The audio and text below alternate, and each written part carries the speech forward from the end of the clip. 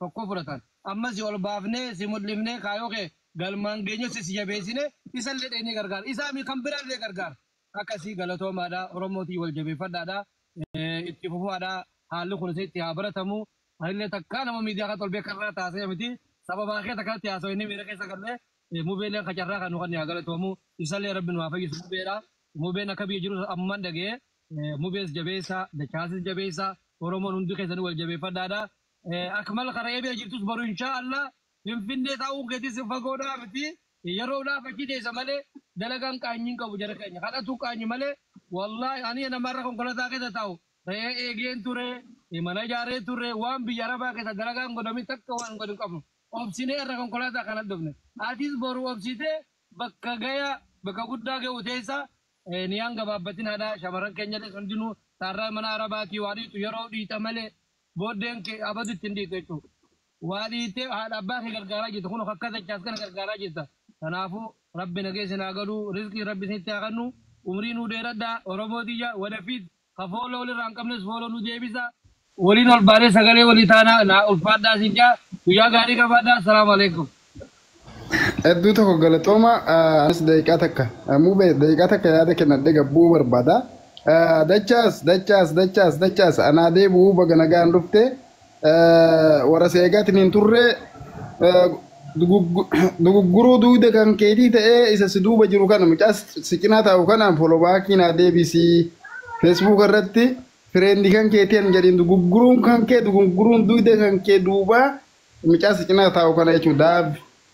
Deebi nu jiraadhu isin lechuu umri tokko cinkiteetti maal wayya jala keenya maal wayya kana oromootiin cinkiteetti maal wayya asambata dhufoo immoo gargaarsa dachaasirraa akka hin hafne hundi keenya iyyuu deebina dhageetteetta kolobaakinaa deebisii sifataa keeti sifataa dachaas qofa osoo hin taane jechuu keetis deeb gurguruu duude duubaa dachaastu si feesbuuk irratti si beeka waan ati poost godhaatiniin ooltuun soordofaatiniin ture dhugaati leenca keenyaanuuf jiraadhu dachaasa immoo gargaarsi kan kee itti fufaa tana qofaa miti tun eegaliinsa jalqabbii waan taateef hanga ati bakka guddaa tokko geettutti si faana jirra abshir isin lachuu naa jiraadha na jajjabaadha isin jedha. Obboleessoo dachaas jecha koo hin dagate maala siin jedhee gadda har'a si salphisuudhaaf waa hedduu gochuudhaaf waa danuutu yaalama dhaga'i wallaahi si dhoksuun danda'amu wannan siin jedhe guutuun dhufteetti barela.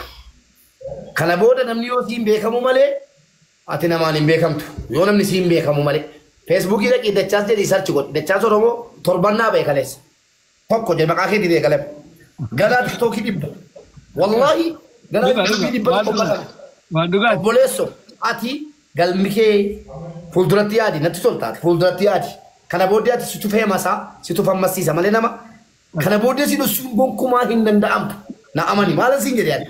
Simullisuuf wanta tiisiin hin jennaan simulifti malee sin dhositu tokko tokko dhagaan sirra ka'amu rabbiin dhagicha sirraa kaasee irra keessa si kaa'ee si mul'isa kanaaf gaaffii tokko si gaafachuu barbaada dachaas dhiifamoo naa goote gaaffii galii tokko keessaan dhuftee gurbaan sabriinaan didde suni sabriina jaallate suni akkamii singiliidha jedhanii jecha maamalkachaan galuu eegaleera. Maamalkachaa hedduu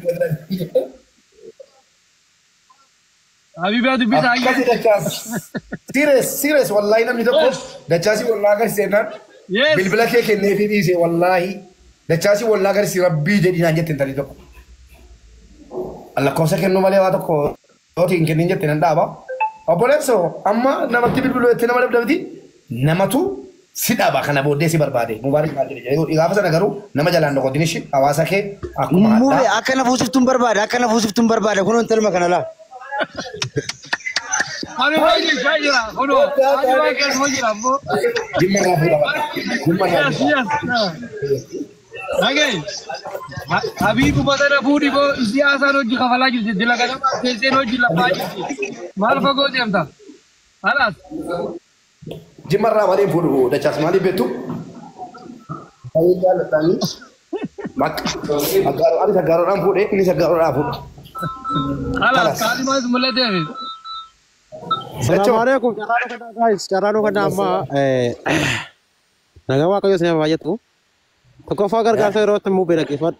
Gurbaanii nama impoonsara yookaan abbaa qabeenyaa nama muuziqaa sana irraa bituu sirriitti nama qabeenya qabu barbaade jigalee gargaarsi faayidatu hin qabu. Nama impoonsara ta'uu barbaada nuti. Akka muuziqaan sun jechuudha kilippii galee gara hawaasa uummata Oromootti qabu barbaada waan ta'eef. Jigalee akkana miti. Awudoota hojjetama ammasii galee gargaarsi godhamee fi tokkoffaa mucaan kun mana jireenyaa iyyuu hin qabu tokko jedhu. Mana jireenyaa binnaa fi jedhaan jiru immoo abitatu bor. Hin bitataati nama iyyuu hin bitaati. Mubaarik maal jedhe jedha. Qabadhaa jecha kana.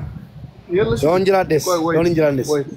Mucaan kun bor nama iyyuu hin bita mana. Inni ijaara namaaf Oromoodhaa dhaqee akkuma hacee sana bakka Oromoo rakkatetti nama argame sagalee Oromoodhaa ta'udha. Aango bareedu. Kanaafuu jennaan akka gootanu amma oodiyootti hojjechiifnaa fi mucaan kiraa manaa waan qabu amma maaliif waan hundaa haasofna. Kiraa manaa na tubirii kuma shan ergee fidheen gadda. Waan kiraa manaa qabal maaliif waan hundaa haasofna bakka hin beektu mucaan rakkataadha bakka ilma hiyyeessaa tokkuma kooti ilma baadiyyaati.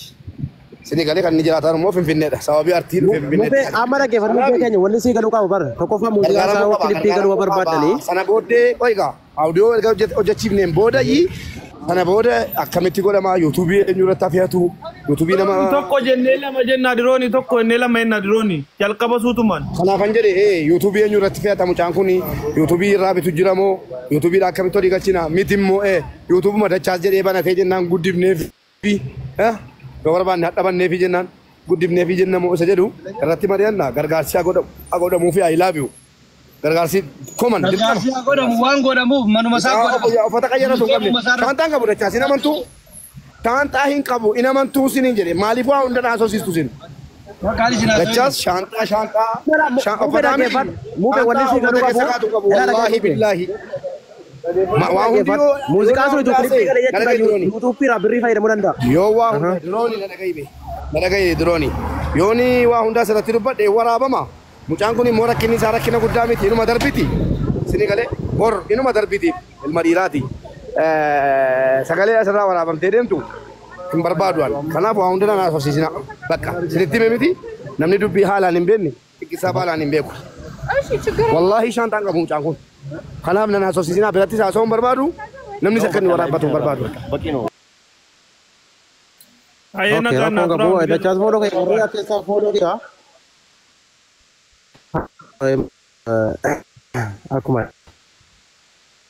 dachaas akkasii kurbaasi biraa sana immoo baaddeen guddisee dachaasi mucaan daa'imaa ofitti qabe bareechi walumaa galatti. Addan bayina isin lameen walumaan bareeddanii hawaasni keessa walumaa isin bara.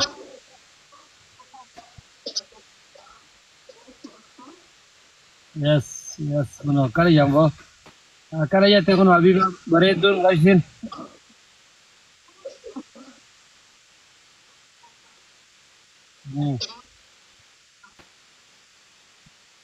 Maqaa bilkoo jabbo.